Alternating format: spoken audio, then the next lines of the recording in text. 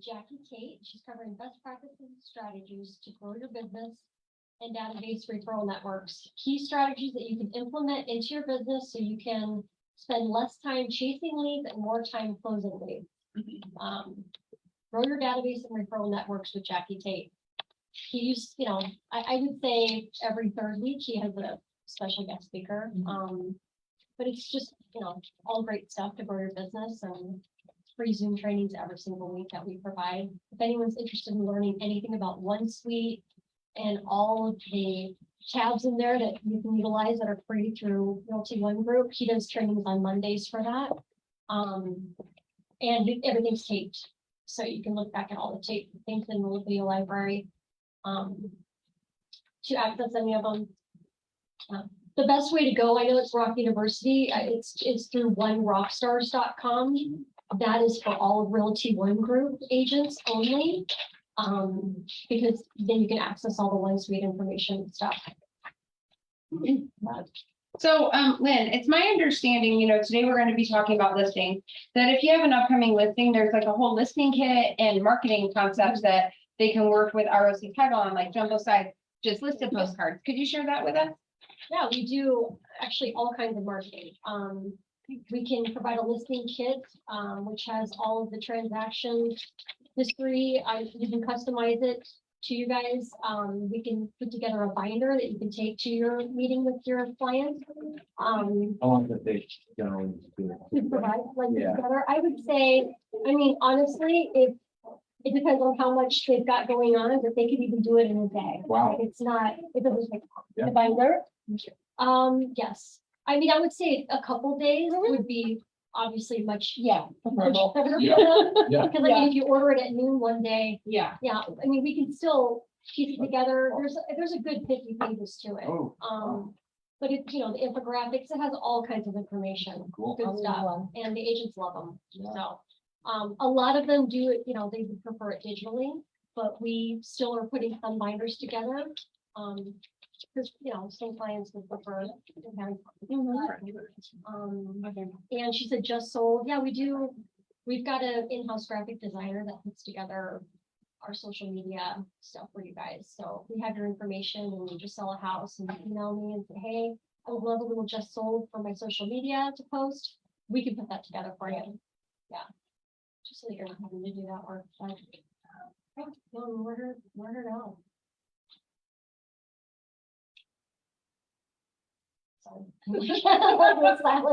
Yeah. Yay. Thank you, Lynn. And let's, there's some new faces today, some not new faces, which you've all been here for quite a while, actually, which is lovely, but you don't all actually know each other. So let's start. Right. I'm Brian Singer. I've been here for, I think originally 2015. I came back in 2018. Hi, Brian. Hi. Hi, we've been emailing. Yeah, I got your email. No, I mean in person. I didn't even know that was you. That's great. I'm Austin Molina, and I've been here since 2019. And Austin's been a really active buyer's agent getting into the listing side. So it's going to be really exciting. Got my first listing. Yeah. Oh, Lynn, you want to say hi again? Rock Title. Yeah. Thanks for having me. Erin Lyle. I've been in real estate 8 years, 2.5 years here in Arizona. I started in Oregon. So licensed. Erin, that brings up like a really cool concept that was brought to me this morning. It's, once you get your listing here in Arizona, where else should you think about marketing that might be a little outside the box? And I was thinking Washington State, Oregon, Northern California, and Canada. Do you know any sites in Oregon that would be good for us to just pop into and list our Arizona homes? I'm part of the RFG Facebook group in Oregon. Oh, that's a good point. I post up on there all the time. But That's a good idea, though, getting on social media sites. yeah, our masters group in Oregon, they don't allow postings posted on here. But we could boost our posts to Oregon. Totally. Or you let me know if you want them shot out from Oregon. My database of agents that I work with there. Cool. Because that's like a really good connection. Actually, anything outside of Arizona is a really good connection, but especially that I'm helping three Coast. buyers right now. Really? Awesome. Cool. It's been a nice way to get my business here. Yeah. I had it. What's up? Dave Coquette, been here about a year and 4 months, prior, or the brokerage I was, prior to this was, Rope Executives. So. And All good. Dave's been doing a great job. And if you need someone for open houses, Dave loves open houses. I rock them. Yeah. It's fantastic to know. Caroline, Hi, I'm Caroline Davis. I've been here at Rose One, what, like 3 months, 4 months maybe? feels like forever because you're just part of us. In the business for just over a year and, that's it. Ursula. My name is Ursula Babinska and I've been here for 6 years. Longer than me. Wow. Yeah, I had You Jen, rock. I had Kimberly, and I have a third grade broker. Thank you. Yeah. Wendy, really, how long have you 5 years and 2 months. She just had her first. As the manager, I've been with Realty One Group for just over 6 years. Cool. And what's up, my friend? I'm Ann Gardner. I've been at Realty One Group for quite a while. I actually started here when Jim was here and then went to the North Scottsdale office for a while and now I'm back and selling full time again. And so just hanging with Mandy, learning what I can. Rocking it and making things happen. Yeah. One thing with some of Ann's transactions, if you don't mind me sharing Okay. a little bit, is the importance of understanding CCNRs, the importance of understanding your buyer's intentions, your buyer's needs, or your seller's disclosures when it comes to limitations. And so Ann's been working with some condominiums lately that have given quite an interesting stir on laundries inside the unit versus laundries outside the unit, because the water damage it can create in a unit, like an apartment complexes like condos. And so are things, because they were this way, going to remain this way, or are they all having to shift to the new policy? And that's just something really important to like ask more questions, listen clearly, and make sure everything's disclosed up front so you don't run into everyone canceling at the very end, right? Right. Yeah. I had like the one HOA, I had so many lawsuits against it and they wouldn't, the HOA's attorneys wouldn't release enough information, so the lender wouldn't approve it. Oh. And even went to Fannie and Freddie to see if they bought it, if Fannie and Freddie would buy it from them, and they said no. Oh. So that happened. And then this one we were in contract with, all of a sudden, we found out that there was an undisclosed capital improvement impact fee. Like, it was like $275 a month for 10 years on top of the regular HOA fee. HOA. Yeah, so like, I'm like, I keep calling Mandy, how do I cancel? Do I cancel on this because of the HOA? Do I just cancel on the bit? Like, I'm always calling her, like, how do I cancel? Because these deals are such a mess. And it's Old Town Scottsdale, these old condos. Are they like apartment condo conversions? Like one No. apartment and then No, condos? they're just old. They're just old and HOAs are old and the apartment buildings are old. So they're trying to like probably just breathe to hit even with their maintenance fees. Yeah, But yeah, it harms the affordability and attainability of those properties. right. And the resale factor is just horrible. Yeah. I am, like I told you guys, only been in the business a short while, but I would say that HOAs are my least favorite thing about this job. So what, Condo HOAs. are what do worse. you do? Like, I Really? mean, Yeah. yeah, I'm like, they are not responsive. They, have to go up for layer after layer. It's just, everything else seems to pretty much run smoothly for the most part, but there, I mean, do you guys find this? Do you guys hate HOAs too? Oh, yeah. Is there anything that can be done? I mean, it's so poorly run. So, We're paying so much for them. we could do a whole class on HOAs, unfortunately, on what you have to do, but the unfortunate part is that you have to have over 95% of your community typically, if not 100%, sign a petition against an HOA to remove an HOA. It takes years to remove an HOA, and then if it's self-managed, if it's professionally managed, who's actually going to engage from the community, And then every HOA is so different. And so it is always a hardship of our transactions, unfortunately, which is why page 3 of the HOA addendum was revised about undisclosed fees, not incorrectly disclosed fees, undisclosed fees, because so many people would not disclose capital improvements because they're just trying to get the deal through. We'll deal with it later. We'll deal with it later. And now we're saying, hey, and that's why on page 3 of the HOA addendum is so important for the buyer to mark seller, truly. I mean, in a buyer protective offer. Now, in a seller protective offer, I would say, look, they've done their job to try to call and get all the info. You're going to have to decide with the seller, are you willing to take on the risk that the HOA didn't tell you everything on the phone? Are you going to have them put it in writing to you before we do this contract? Because you do have a lot of money issues. You also have a lot of rural regulation change issues, and you have a lot of issues that updates come through the mail. And does everybody always read every piece of mail they receive? And do some of them look generic, like in marketing, and they might just think it's thrown away instead of opened? And that could have had like a fee shift in it. And if you don't know those updates as a seller, Right. now, did you fail to disclose something you should have disclosed? And was it on the CCNRs and the resale package? And it comes into like that whole gray area. If the buyer wasn't aware, who was responsible to make the buyer aware? So you're right. It is the one area outside of our due diligence that's like, ugh, and it's completely separate from the due diligence. So when we go down the track of sellers today, we just need to make sure we understand what the ER agreement says and always be pushing back and understand the HOA is actually a disclosure item. It is a pure disclosure item, and we're not making phone calls on their behalf. Now, we might in an escrow transaction just because we're like trying to help light a fire, but truly it comes from the seller. So that was fun. See, all your intros, they just get us all wrapped up on different topics. Did that help clear some of that up? But you let me know. It was just mainly like. We all hate them. A grievance. Yeah. Yeah, I needed to be every, yeah, you're right. But the Midwest, like where I'm from in this little town, you could paint your house pink. Literally, when I was a little girl, there was a pink house, and it was my favorite house because it was a pink house. Even though now as an adult, I'd be like, what an eyesore. You know, and here, the one good thing about regulations is that we don't all have to like yell at our neighbors for painting their house green, you know, like bright green, not the pretty green. Full cars and driveways broken down. Oh, stop talking about my family like that, you know? I mean, those are uppers. A lot of times with the frustration though, it has to do with the property management company. Yeah.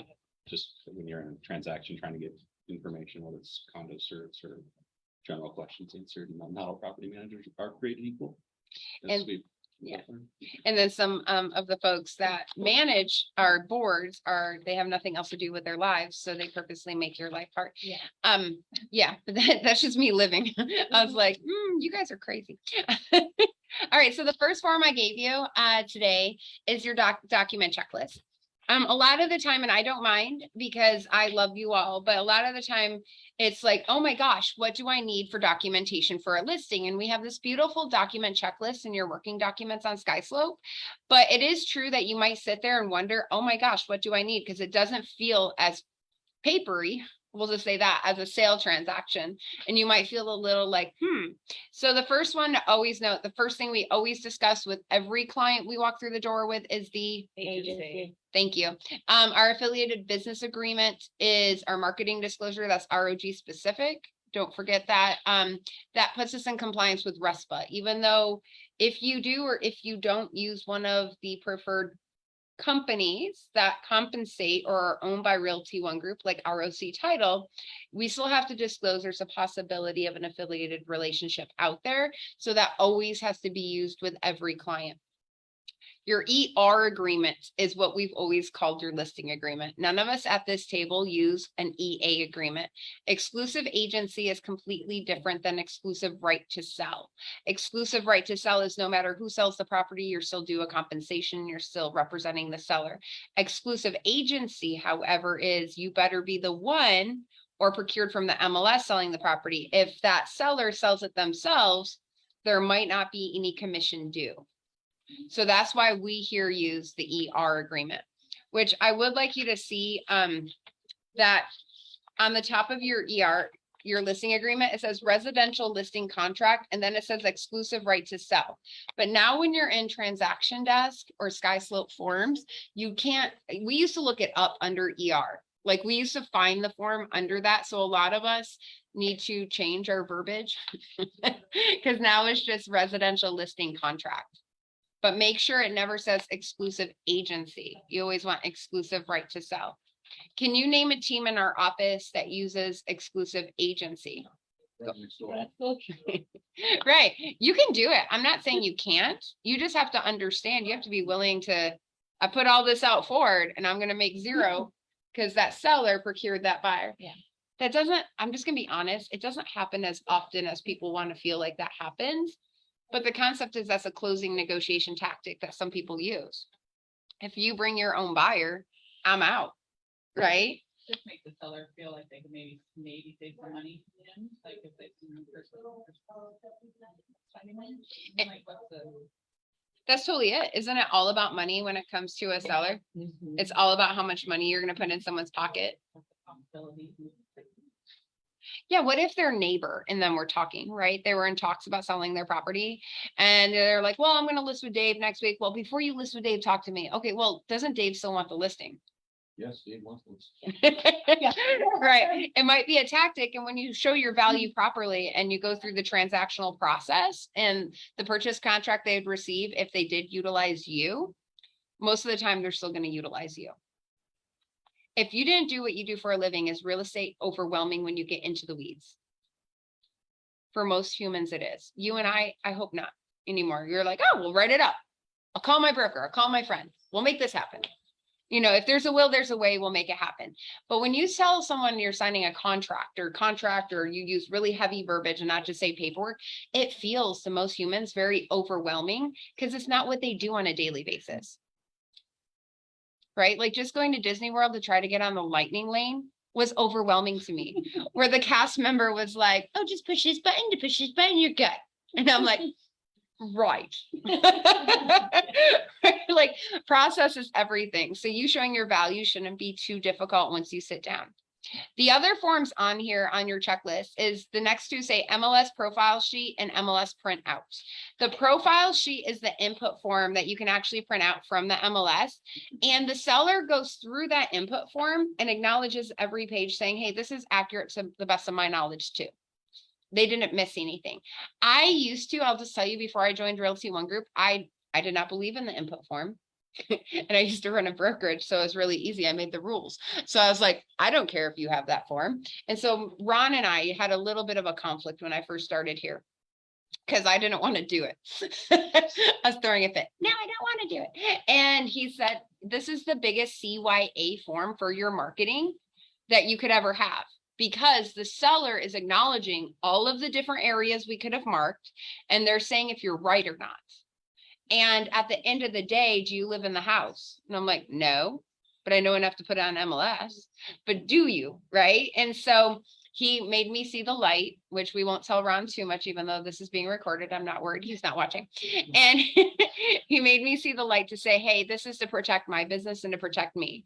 Now, I will let you know your marketing does matter. So even though at the bottom of the MLS, it says buyer to verify all facts and figures, you know, information is deemed accurate, but is not guaranteed. That doesn't mean that it couldn't harm you moving forward. So one of our amazing agents did a great job for someone, marketed the property in PV, sold the property in PV. And I'm saying this because it was a PV house, which means it probably has like 50 windows at least, right? Like my house, I'm like 12. And they marked dual pane windows. And there was one single pane window. And years after closing, 3 or 4 years after closing, that seller decided, not seller, the buyer, who is now the new homeowner, decided, I want new windows. So looked at the marketing and found that they had one single pane window and we had marketed dual pane windows, and came after us and the seller for mismarketing the property. Now, I'm going to tell you there was no true lawsuit because E&O insurance, like any insurance carrier, most people do come to a settlement and mediation rather than going all the way to court. But it does come down to, we shouldn't be on the hook And this is one of those areas we shouldn't be on the hook for. Would I ever think in the future that someone would go through 50 windows and find every little thing you could consider a window and figure out if they're all dual pane or single pane? Probably not. Like, probably like truly not, like the majority were, right? But it did teach a lesson to me to say why it was important, and this form was pulled out in the research I was asked to do for the attorneys. So can you put dual pane windows and then disclose with the exception of one on the northwest end? If you know. Yeah, Yeah, yeah, if you know, I just don't know how. Check It's them really all. hard. I guess you would have to inspect all of them yourself. Yeah, and is that our job? No, we're not. Yeah, and so that's why it's important for the seller to be looking at these items too. Yeah, that's the thing, like, if you know, but am I gonna really, in Arizona, in California, it's a whole different world. In Arizona, open all the cabinets, go through the house, do my own set of inspections? Oh, of course. Absolutely not. Absolutely. The less I know, the better my life is. The wire fraud MLS is once it's coming sooner active. The wire fraud disclosure is a big deal. When do you think a seller should be giving out their bank account information?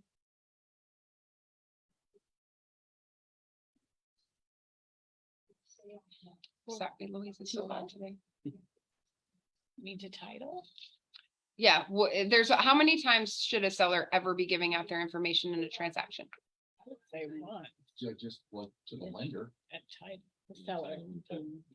Seller. Oh, the seller. Just one at title, one to title when they fill out their info Yeah. form. Yeah, know the amounts of times your clients are to give their information, and it's only to accept that last deal. The seller doesn't pay for any of the transaction unless your contract is negotiated differently under appraisal, which typically it's not, right? Because we could ask a seller to upfront in a buyer situation the appraisal fee, but just let you know, not likely. So only one time. So Mr. or Miss Seller sitting in front of me, you should only be giving out your bank information at the closing table. If anybody contacts you through email or phone and asks otherwise, please let them know you need to call me first. Or they can contact me, because the answer is only at the closing table or with the closing disclosures. But it's really important that you sign this understanding wire fraud is rampant in our industry, and it only takes them changing one letter in an email address to make it look legitimate, and it's not. So only at closing, you should be receiving money, not paying out money. SPDS is homework. If your sellers refuse to do disclosures, should you sit there and think about if you really want that listing?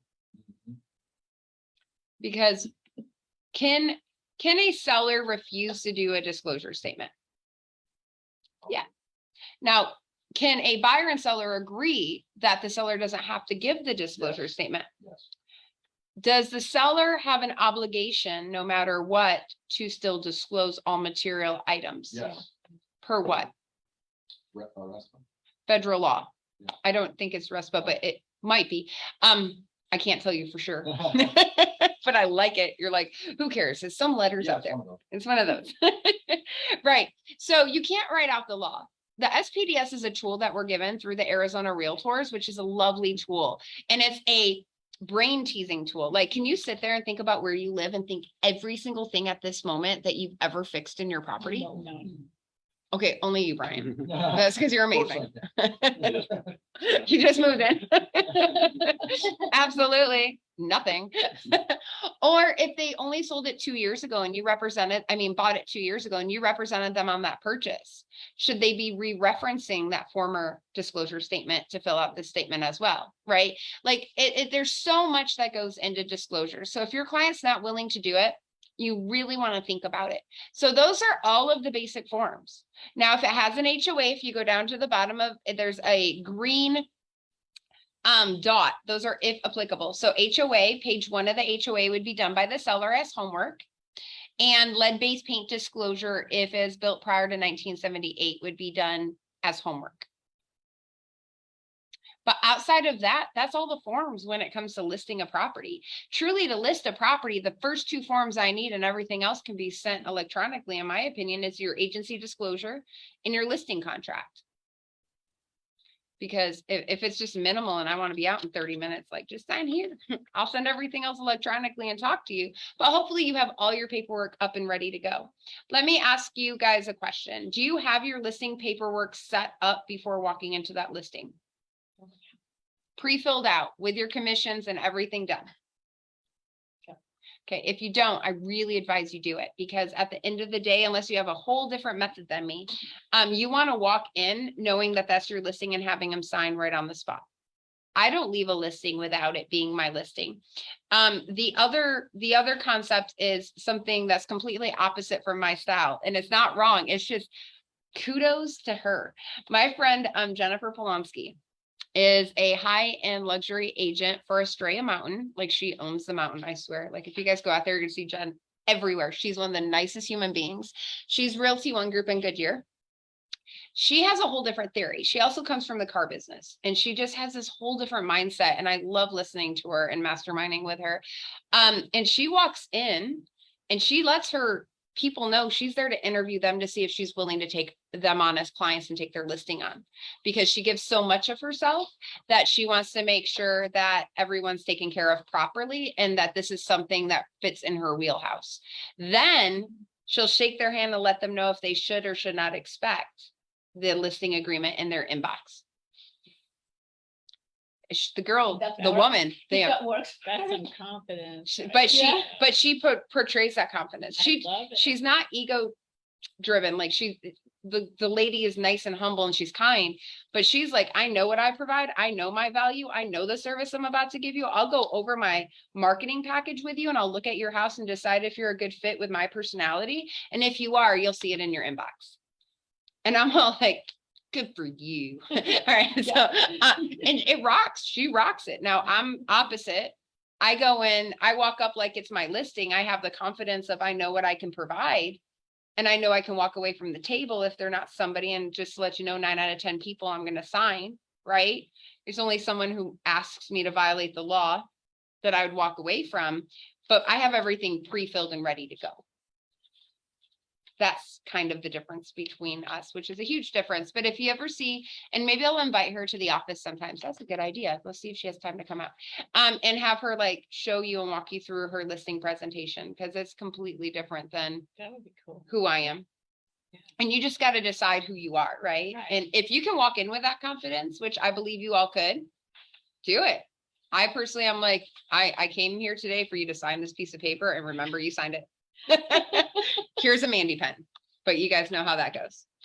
All right. So any questions so far? Good. All right. Who's ready to dig into the ER agreement? Woo woo. Don't get you Monday morning. I know we're going to need some Red Bull. Fire up the coffee. Fire up more coffee. But the thing is, maybe my bosses are listening. We need an espresso maker. Yes, we do. Okay, section 1 is pretty self-explanatory. It's the owner and it's us. Okay, so the owner's seller. Let's say that the name was in a trust. What goes here? The trust Trust, name. right. Okay, how would someone sign? As a trustee. Yeah, their name as the trustee, their name, comma, trustee. For some reason, if your electronic signature program, if they're not signing in person, decides it hates you, like, and it happens because comma, managing member, Yeah. comma, president, comma, trustee, it makes it like sometimes really hard, and it keeps reverting back to the name of the trust. Then what I would suggest is, in additional terms, you would write, and thank you for the reminder, Erin, that I know I didn't write that information in Facebook the other day. I actually couldn't think of what I told you I'd write, but now it's coming back to me. You would write, Joe Brady is acknowledging all documents as listing documents as Joe Brady, but herein to be considered Joe Brady, comma, trustee of the Brady Family Trust. Right? So then if he acknowledges all the listing documents, Joe Brady, that's fine. Now, keep in mind, we can't just move on with the contract in the same way. When we have a contract that comes in, either we figure out how to fix the issue, or, which could be hard, or we would counter with that same language. All contractual document will be acknowledged as. Now, keep in mind at escrow, when escrow goes to do the closing package, Joe's gonna have a hand cramp. Because Joe is gonna have to sign Joe Brady, comma, trustee, or however they want him to sign for the closing documents. Now, as a military wife, when I bought my first house in Jake's name, I love POAs. As a power of attorney, I had to sign all of it as my name, and I had to sign everything as attorney in fact, Mandy Neat, attorney in fact for Jacob Neat. And so by the time I was done, my hand literally thought it was going to fall off. Like it hurt, it was painful, but hey, we got through that. In a VA loan, you got to stack, man. You got a stack of disclosures. So you have to be really cognizant of how somebody is selling their property and what kind of ownership that they have. I just realized that I'm a bad hybrid teacher. There you go, guys, online. Here's the correct form for you. So Would that be the same with an LLC? how would an LLC person sign? I don't know. Managing member. How would a corporation sign? Usually president.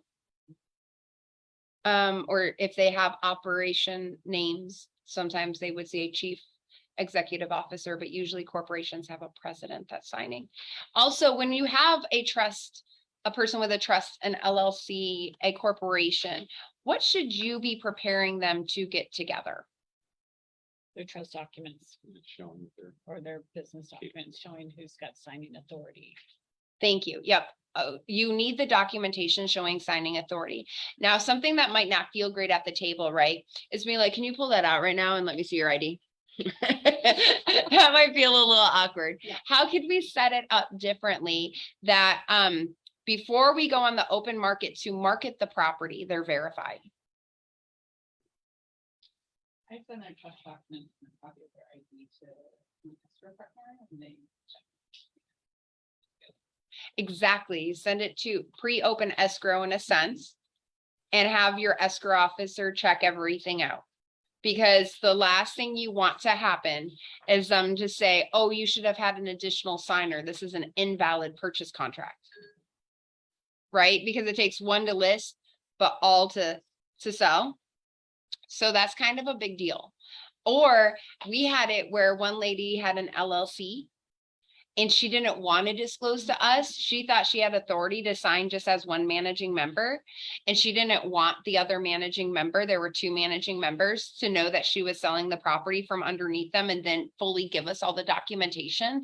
And in the contract escrow period, it came out and the other managing member didn't want to sell and everything was invalidated. And that buyer, we represented the seller, that buyer had to sue her to make them whole if they wanted to be made whole.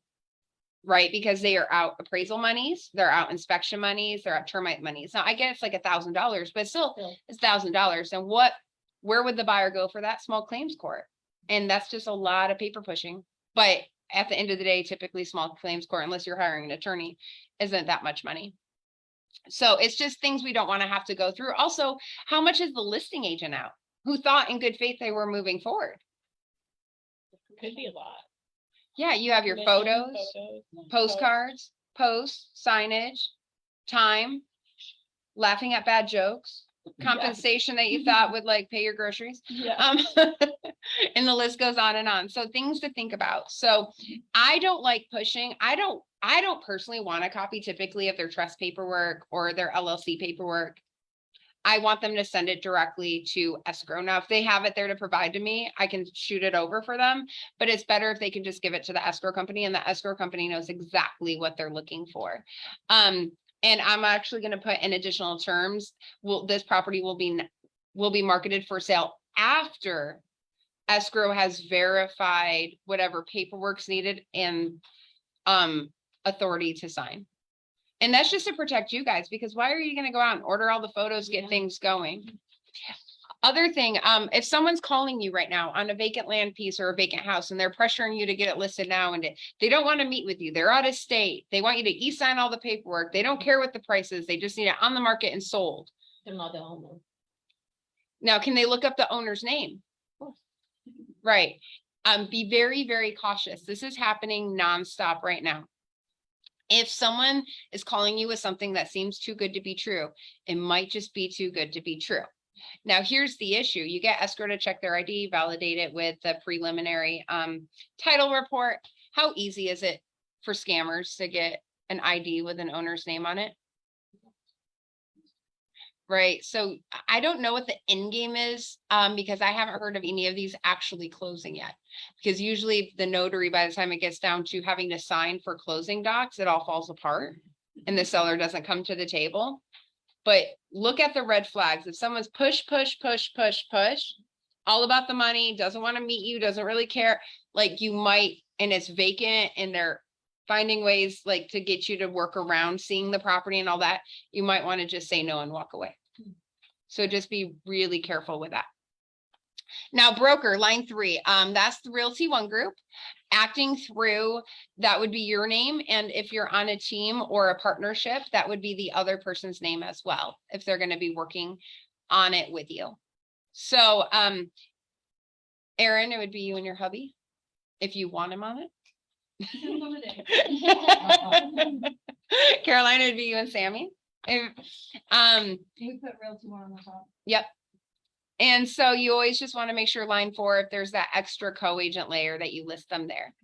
And the thing is, we added that so that way we would no longer, by we, I mean Arizona Realtors, recreated the ER agreement in 2021. So Austin, I'm really bad with years, as you can tell. I'm like, hey, it was just like yesterday. You and Fred were here and we're having so much fun.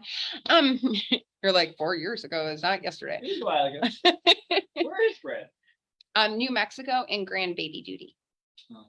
We'll have to get him out of the house and back to Arizona. So we redid this to add that extra layer because a lot of people were doing things under teams and it misled the consumer of who they were dealing with. Who am I supposed to be calling? Who am I talking to? The one thing I've been seeing lately that realtors from not in our company, because in our company, you all get it, but from outside of our brokerage don't really realize is that any listing at any time can be yanked by the designated broker or managing broker and reassigned to somebody else. So line 4 is a courtesy. Everything is actually at Realty One Group through Ron Copus. And if an agent did not live up to their listing duties of being a good human, which ours live up to being a good human, so we're good. That Ron can actually take a listing at any time and reassign it to somebody else. And Ron is the only one with authority to actually cancel a listing unilaterally from the listing side. Now, we're very blessed in the fact at Realty One Group that we have a really nice man as our designated broker who thinks of the goodness and the intent of everyone is just to sell a house, do a good deal, do a good job. We listen openly, and usually it's just a miscommunication if a consumer ever calls complaining, which hasn't really happened that often on the listing side. And it's usually just a communication gap, right? But if a seller ever called me wanting to cancel, I listen to their story and I immediately call you and say, hey, what's going on? How can I help? Now, there have been a few occasions where sellers might not be good people and they're just looking for a gimmick or a game, and we don't always release them. Just to let you know.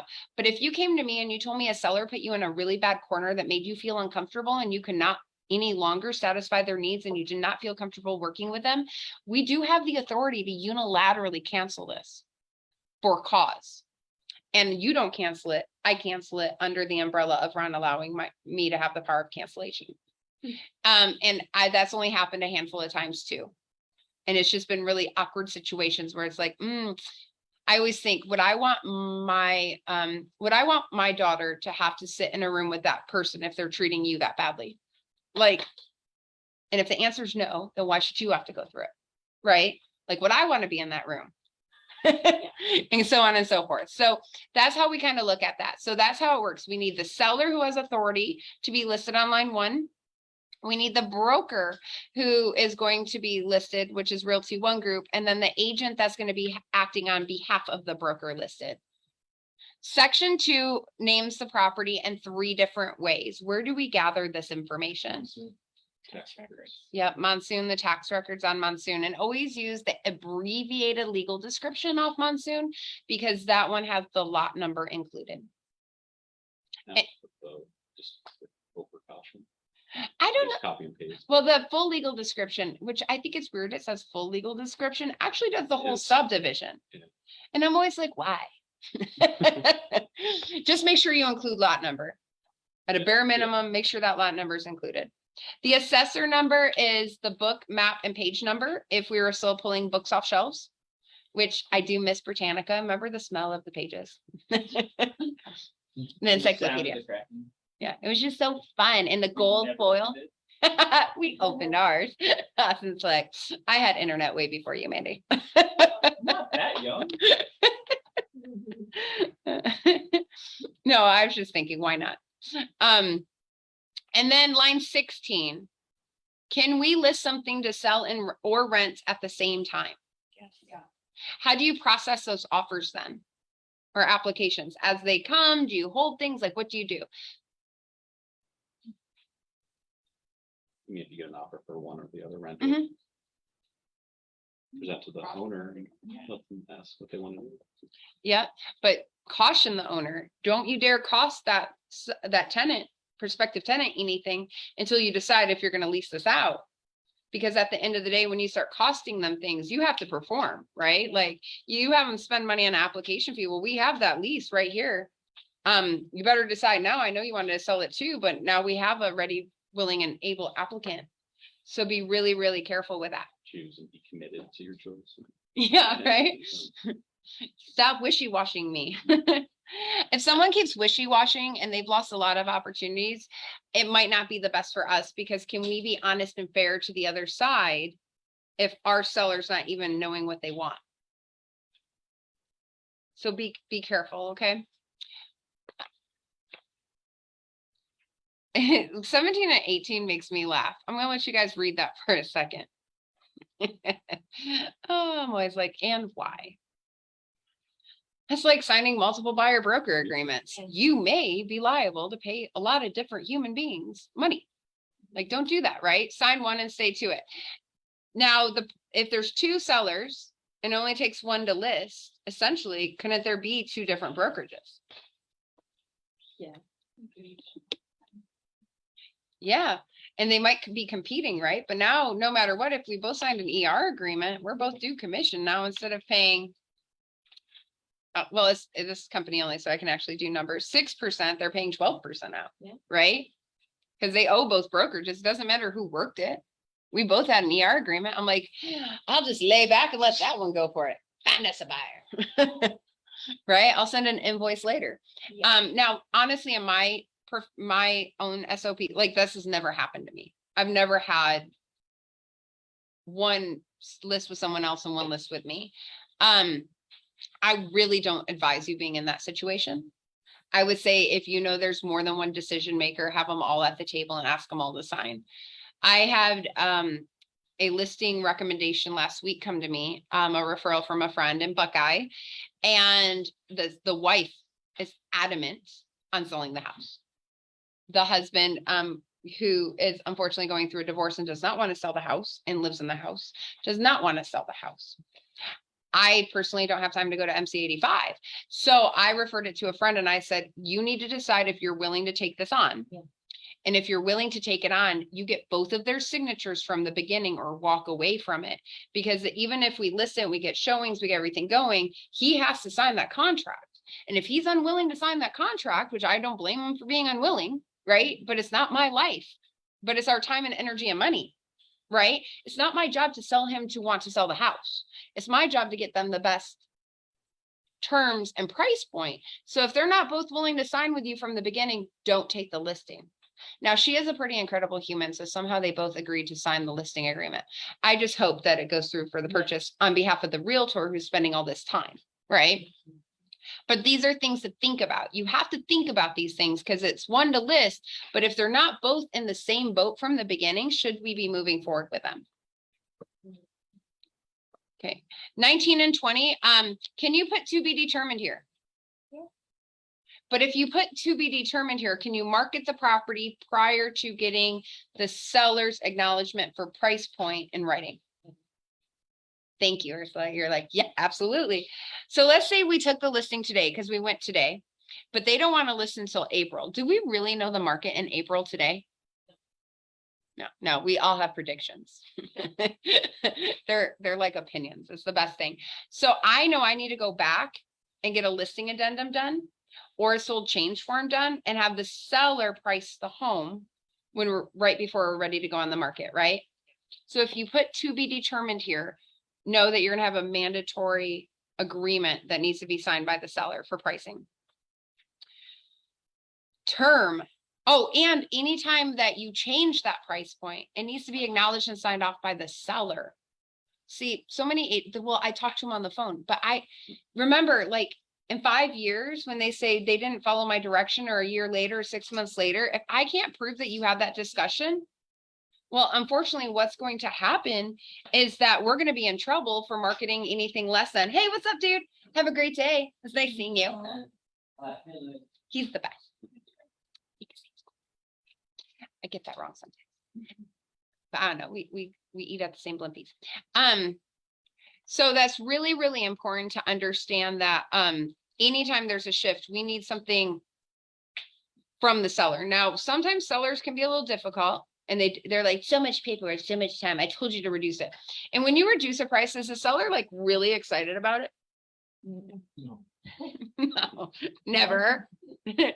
And so sometimes what will happen at a bare minimum, I'd rather you have them sign a document like a listing agreement or a sold change form, is that you'll email them saying, per our conversation, we discussed on lowering the price $5,000. So you're giving me instructions to lower it. Please acknowledge this email. And then they'll email you back, yes. Because if you have a seller who's going through life and having a hard time, and they don't want to, they're just like, I don't want to sign anything more right now. At least have them acknowledge an email. I need something in writing, or you have no solid instructions to follow. So is that the mandatory agreement that you're talking about? Could be in the form of the. Yeah, I prefer it signed, but it could be at a bare minimum. And the reason is I need some kind of instructions. I can't prove, and you can't prove any of your hearsay unless you record every phone conversation. And I don't know laws and courts. And if someone like truly had money to sue you and say you did something wrong, of how they would use it, or if they would use it, or if you had to pay to have someone transcribe it, but if I could have a paper trail, we can prove a paper trail. Remember, as professionals, whatever we do, we have to prove. Whatever the consumer says we did, they don't have to prove. So it's kind of like this really hard game. Terms of the agreement, I think we all understand we have a beginning date and an ending date. Every day is a day in real estate. And then equal housing opportunity. We did add this to our listing contract, which I am so excited about. This is the place that you'll see most sellers, for me, ask me to break the law. And I'll point this out. Look, everybody is the same to us. Their price, terms, and conditions. It's all we're going to look at, their ability to close the transaction. I'm not going to ask them if they have kids. I'm not going to ask them if they have dogs. I'm not going to ask them their religious preference.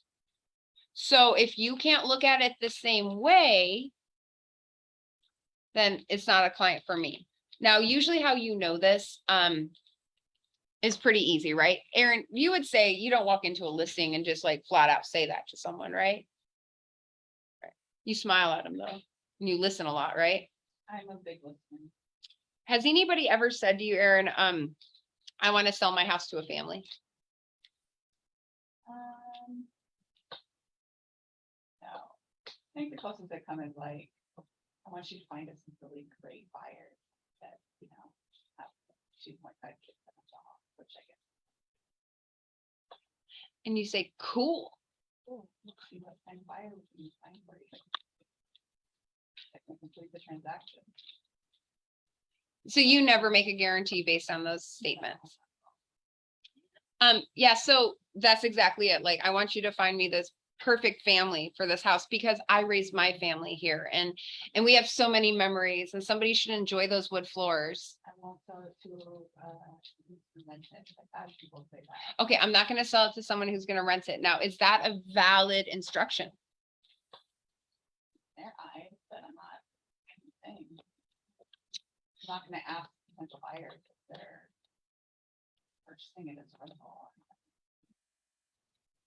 Well, I like where you changed the flow, because like familial status is protected, right? So I say, like, I understand, and then you go right to, I just don't want to have someone rent it out. Well, it's great that you're explaining to me what your actual goals are, because I can't ask anybody their familial status. And we definitely don't want to read love notes, because if you're making those decisions, I personally don't want you to receive a phone call based on those love letters from the attorney general later, right? Because it's really a small world when it comes to the people that want this house. But what I can tell you is you definitely don't and are not obligated to sell it to an investor. So if your goal is to sell it to somebody that's going to use that as a primary residence, we can do that. But if your goal is to review all the offers and do what's right by you and make the most for your pocketbook for your future, why don't we just open it to all offers? And then I can break down if it's a primary residence, a second home, or an investor, but I'll never know their future of what they're going to do with this house, because I Or can't. their true intentions, right? Yeah. I mean, people say Lie, one thing. lie. Yeah. But People what lie. what form tells you, huh? Why? People lie. So what form tells you if it's primary occupancy, secondary occupancy, or an investor? Pre-qual if they're using a lender. Yeah, they're pre-qual. And if it's cash, Nothing, we got nothing. can you ask? I don't know. Yes, you can ask. Oh, wow. You know, if it's primary occupancy. Nothing is protected in equal housing on occupancy, primary, secondary, investor. Doesn't mean they have to tell you the truth, right? But it's not protected. Now, going into any of these categories, that is protected. So that's the big thing there. I always like try to do the education game 3 times. And if you're still gonna blatantly like ask me to do something that I'm not gonna do for lines 27 and 29 of treating humans like humans, I'm out. But here's what's funny. You get that cash offer, it's full price over, and if they come back, oh yeah, I'm an investor. How much do you really think that seller cares at this point? Yeah, definitely. Yeah. At this point, typically, how much money? And it's a 15-day closing, and the only out they have is due diligence and disclosures. Like, I'm all in. You know, it's funny how their mentality changes. Like, there was one lady, I was listening to an agent the other day that was like, I'm happy selling it at list price. And then she starts getting multiple offers. And then she starts getting greedy with their negotiate. But you were happy here. We're like already here. And now you want like here. Wait, do you remember you're happy? So you always want to like really talk to them. Like, what's the true goal here?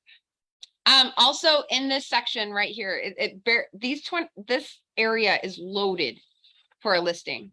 You walk through a property, your job as a realtor, I don't care anything about your personal life, is to neutralize that property.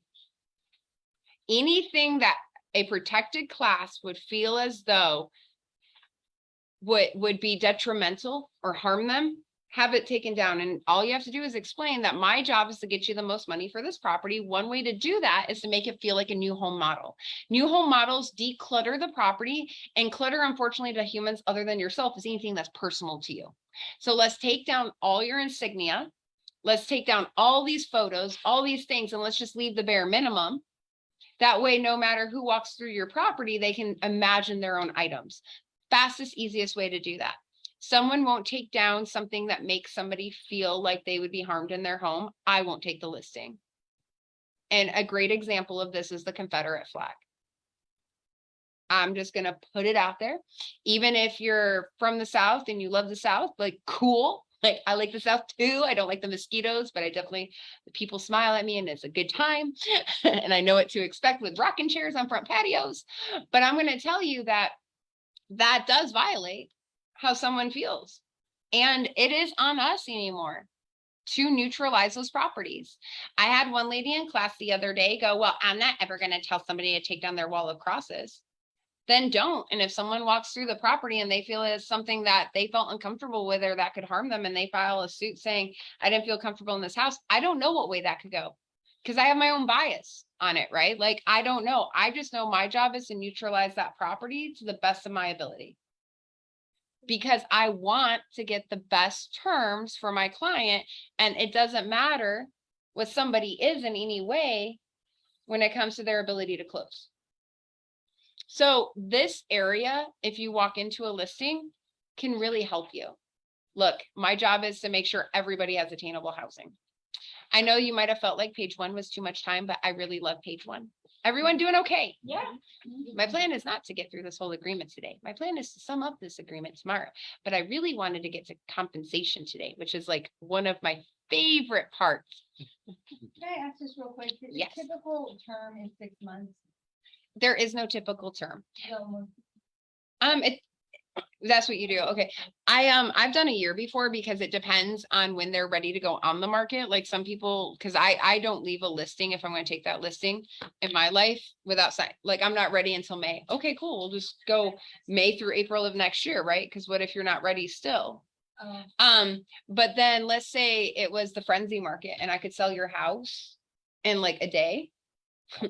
An hour. I can Yeah. sell your house in an hour. I have no reason to hold someone hostage for 6 months.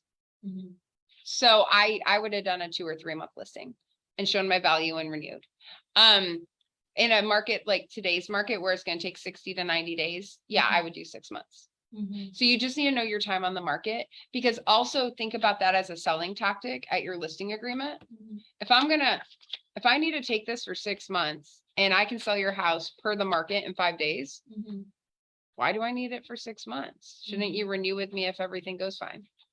And maybe in 3 months, I realize you're just somebody that has no concept of realness of your sales, your list price. And I won't be done with you as much as you won't be done with me. Like, let's just cut ties. So it depends on the market and you have to know those days on market. Like right now, I'd say 6 months is typical because you need time to ramp it up. You need 60 days on the market, you know, but even right now it's shifting because look, we can sell a house again if you price it right in three weeks to a month. It just depends on pricing and condition again. It's a good time. So it just depends on that sub. So because if it's you versus this person, right? And this person's like, oh no, all my listing agreements are 6 months. And you know, if they just listen to your advice, you could sell it based on the smells in the air while you sit at the kitchen table. It smells good. In 3 weeks to a month, if you could just get people in the property, right? Like it's good price, good this, good that, based on the stats, then I might cut my time to 3 months to say, hey, let's do a trial period. Let's see how you like me. Let's see what we do, how we do it together, just to beat out this person. Cause that's the only difference between us. I'll cut my time. And then if you extend it, you don't have to redo the entire list of benefits. No, sold change form. So Yep, just 1 page. Mandy, I have a question. When we have like to be disclosed the price, do we just use the regular addendum we use with the contract No, it's called a listing addendum. listing on it? And it's under the ARMLS library. The addendum with the listing contract is buyers and sellers signatures. And that's the only addendum we had for years. So that's why your mindset's there, but we actually have a form called the listing addendum. Thank Oh, no, thank you. Cool. Okay, here it goes. Compensation for 30 through 32 is negotiable. Antitrust laws. That's something to write there if you need help understanding. For your clients to understand everything's negotiable. There are no set terms. There is no norm. There is no standard. It's based on what Ann wants. It's based on what Brian wants. Is competition.realtor. Competition.realtor is a website set up by the National Association of Realtors to understand that it is against antitrust laws to set commission standards. Now, could we set commission standards as a brokerage internally? Yeah, we could. That's not illegal. But me going and hanging out with our neighbor realty executives, right? And be like, oh, I know, Patrick, where we should set commissions. That would be violating antitrust. When realtors say I'm free, when realtors say this is a standard, when realtors say, oh, no one's going to show your home unless you offer 3% to the co-broke, that all violates antitrust laws. And it fuels the Department of Justice to appeal the settlement we just had with the National Association of Realtors. So give them no fuel. I cost 6% of the sales price. Out of that 6%, in the event there is another agent involved, it will be 3% to them, 3% to my brokerage. Now, one thing I do really nicely for my clients that are preferred, which you're a preferred client, is I reduce my compensation to 5% if no other agent is involved in the transaction outside of me. This is called a variable commission because you would net 1% more with no other agent involved if I'm the only one involved. than if someone bringing in their own representation. However, just to let you know, in our marketplace, we have, geez, over 90,000 real estate professionals in the state of Arizona, and at least 50,000 of them are between Pinal and Maricopa County. So the likelihood of the buyer not having representation is very unlikely. And actually, it makes it better for us if they do bring their own representation. But in the event that one-off chance, I just want to make sure I make you a little bit more money, because I do have you on my preferred client list because you're a referred buyer, because I met you through, or because you're wonderful. Nice. But that's basically in a nutshell, like how we lay it out for them, right? So I just want you to know compensation is on you. If you wouldn't hire you for the amount that you're about to charge somebody, why would they? So Anne, I would hire you for 5% or 6%, well, variable 5. But would you hire you for 6? Damn straight, All right. And do you know why? because I work hard, And what's your number one thing to do for a seller? drive business to their property. And protect and promote their interests. Correct.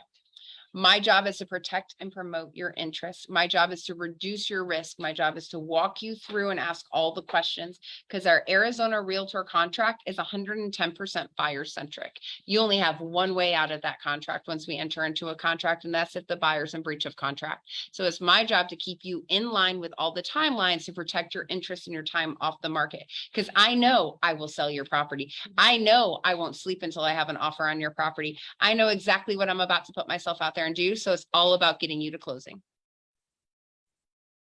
You close them every time. Why would we hire a realtor? Why wouldn't we do it ourselves? I went to google.com and I said, you're all about the money, Brian.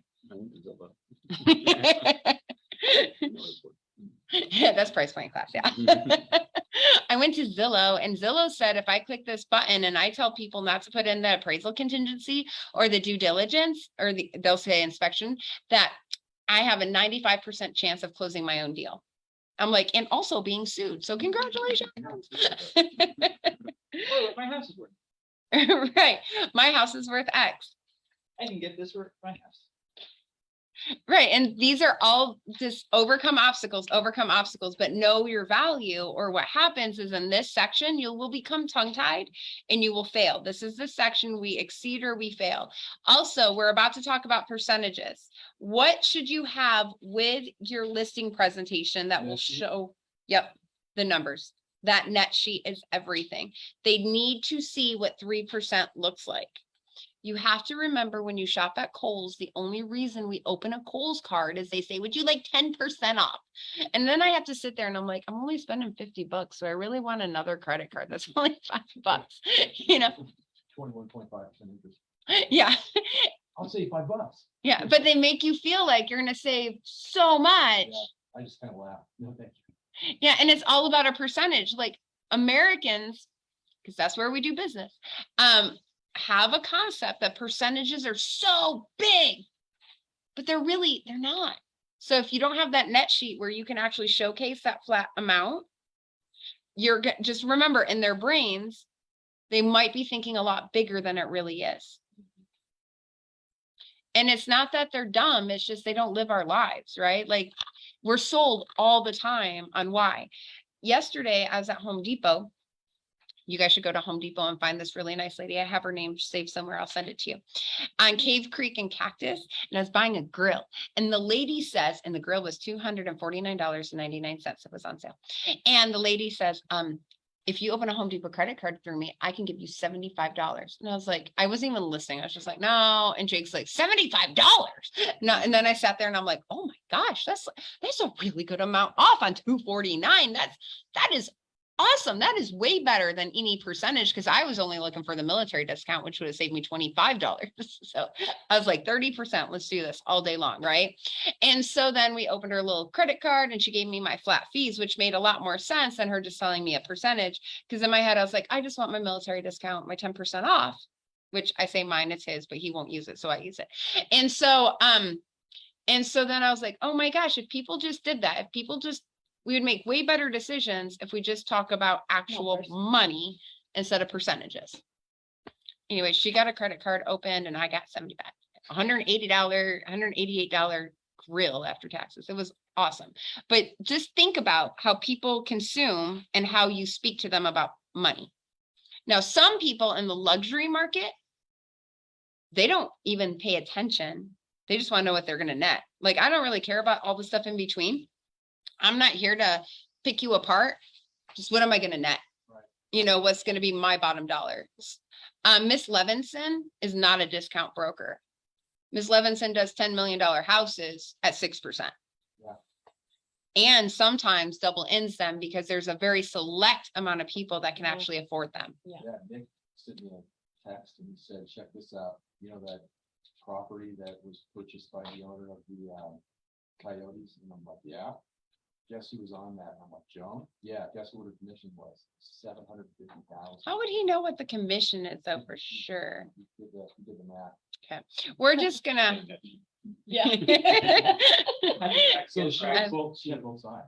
Oh, yeah, I bet she did. She knows everybody. Do we have an example of a net sheet that we go to, or do you just mean literally the list price that you're probably looking at? And then, Oh, we have it on MLS. It's under calculators. But we can definitely do that. You know, we're gonna get through the listing agreement and then we can do the tools for the listing agreement. Can you do like class on that next week? Yeah. Yeah, let's get through Oh, you 2 did? months ago, right? Yeah, but that's okay. We can do it again. And what we'll do today is we're gonna just go through how to fill out section 4. And then next week we will do overcoming objections with section 4. And then we will also do the net sheet with it. So you guys can see how that looks. How about that? Oh, That'd be that great. won't be- Okay. It's okay. It will be on Zoom Live on the Thank Facebook you. feed, even though I tried to listen to that the other day and I'm just sorry about my voice in advance. I'm so, wow. I was like, oh my God. I don't want to watch that. All right. So first of all, retainer fees. How many of you charge retainer fees? On rentals. On rentals, you charge them on rentals. Cool. Now, if you charge retainer fees, I need you to have a written standard of practice on when you'd be charging retainer fees. Because if I charge it for Brian, but I don't charge it for Ann, For the housing. and and then something comes back, well, why did I charge it for him and not her? Well, that could become down to gender identity issues that I prefer somebody over somebody else. That's not okay. Can someone negotiate with me? Absolutely. But maybe what I do on listings is I charge retainer fees to people who don't take my list price recommendations and price 10,000 plus over my list price recommendations to offset my marketing costs. Well, I'm going to do that for anybody and everybody that does that then, right? Because now I need to offset my costs because I already told you no one's going to look at your house at 510,000. I told you to look at it at 499, but you won't listen. So here we go.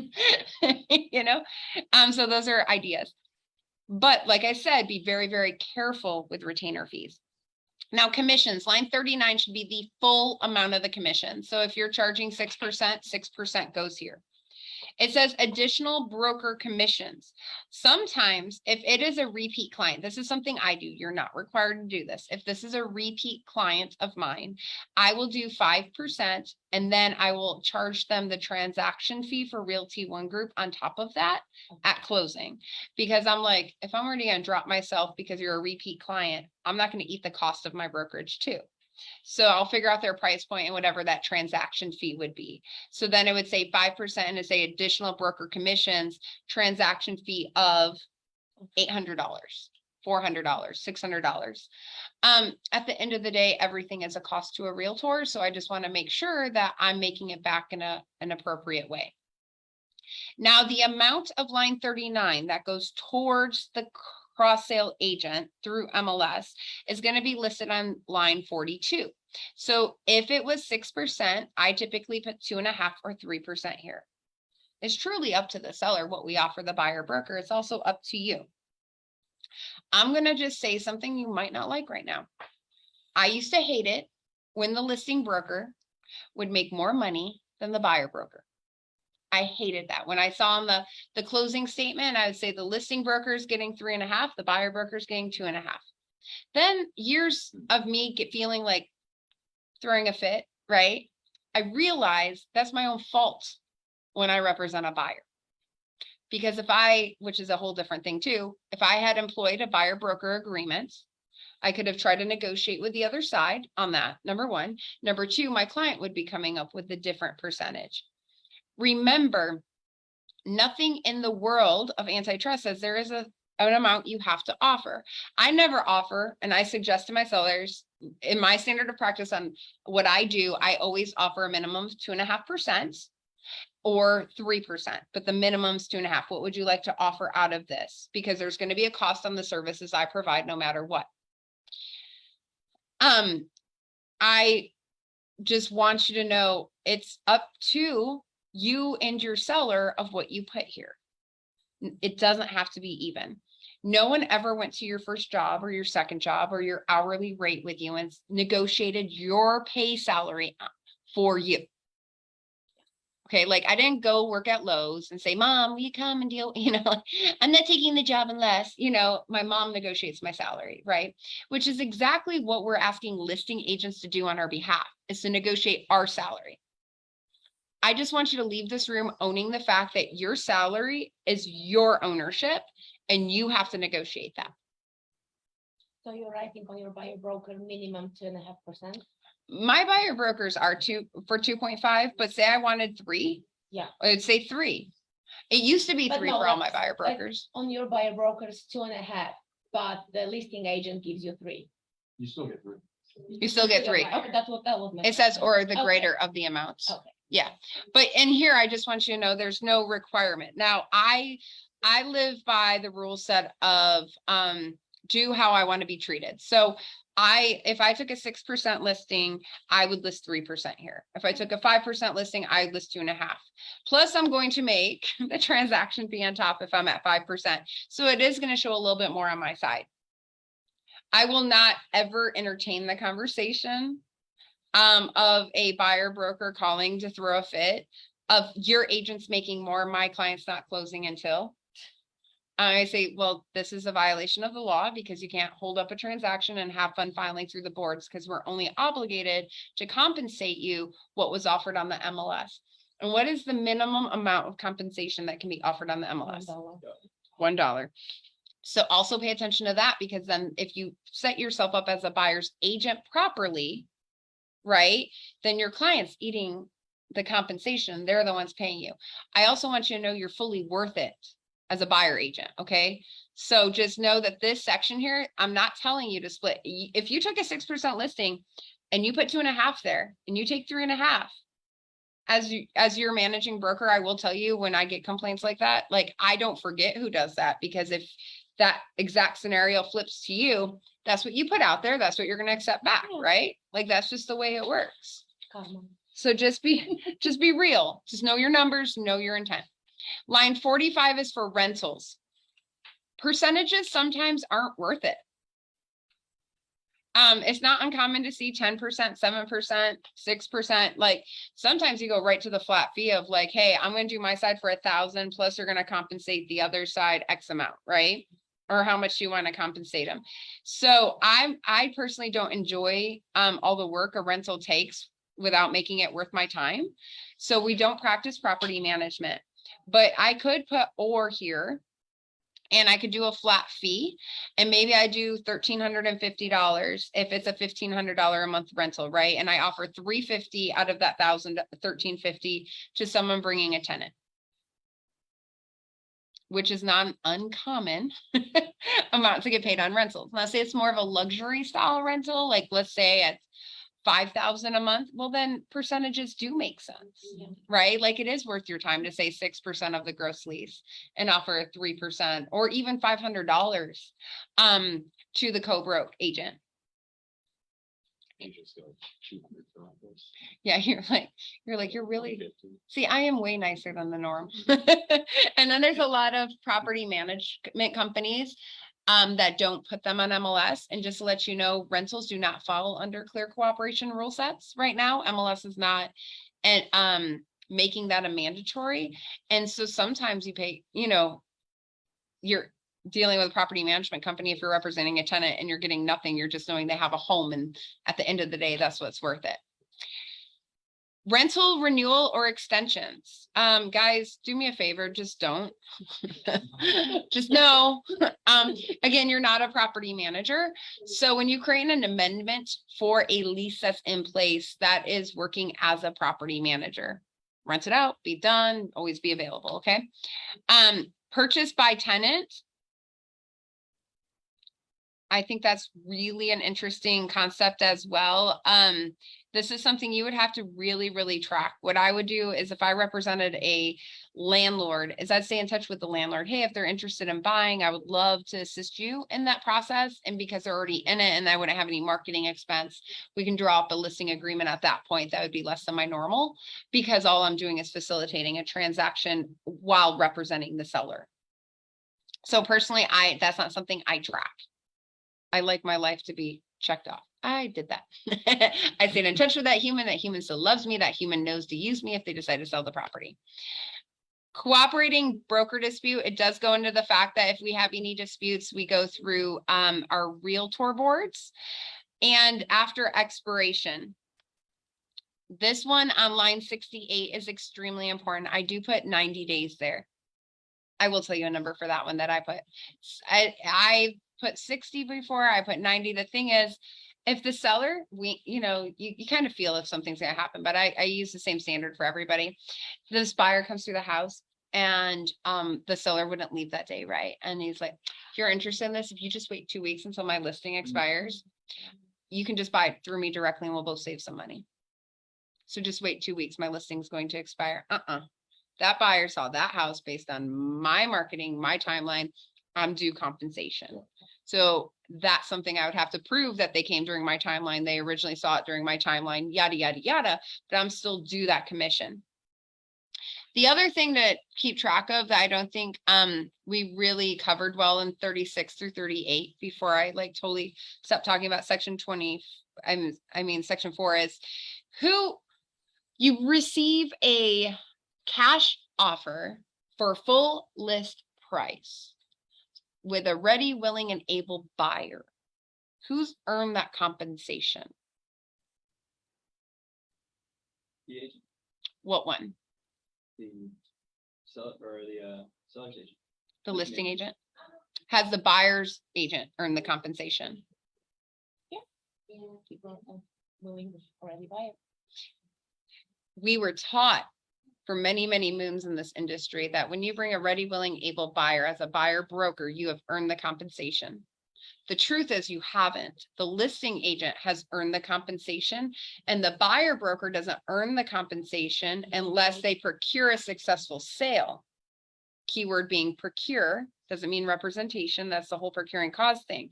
So the buyer side hasn't earned it until closing. Yeah. Where the selling side, the listing side earns it upfront. So at that point, if a seller, I've decided I don't want to sell my property and you've done all this work, you bring them this perfect offer. Still own the commission. They owe that full commission to the listing brokerage and not the section of the percentage, but that full 6% in our example. And I said, great, you don't have to sell it. Would you like me to invoice you for the 18,000 now? And the thing is, we've had realtors in our office that have brought full cash, ready, willing, able buyers and use that exact tactic. Because the seller was like, you know how much money you guys put out when it comes to some of our teams, like the Fairbanks is the one that I'm going to use as an example. They redo the front flowers. There's this, they clean the house. They put so much money into this listing presentation for it not to come to fruition. When they bring an offer, they're like, wait. That she actually said, you don't have to sell right now if you've changed your ways, but I need an agreement in place that in the next 5 years, you're going to utilize me or you're going to pay me this compensation now. And because you have to also know the tactics, right? So that's who's earned it. The other thing is failure to complete. If the seller decides at the 12th hour, I'm not signing those closing docs, they owe you the full compensation. There are times where sellers, and I decided I want to sell my house. Well, there's no way for you to cancel. Buyer's ready to go. Can we force a seller to close? No. Can you force any human to close? Nope. Gosh, I wish we could. But you've earned the compensation. Now, most of us, just to let you know, we usually are in real estate, in my opinion, and the people that we work with are empathetic. And we're not just self-serving, and we'll listen to the situation to decide what to do. But I want you to know that the owner would owe the broker that full compensation. Let's say the buyer fails to complete the transaction. The buyer is in such breach of contract that you win the earnest money on behalf of the seller. Who's owed the earnest money? You win it on behalf of the seller. Why don't you look at 72 through 73? Partially to the broker. It's half and half. Mm-hmm. Yeah. Yep, it says, That'll be good. yep, half will be paid by the Yeah. to the brokerage, half to the seller. So just to let you know, if you don't tell your seller this up front when they're doing contract negotiations, we could have a problem. Right.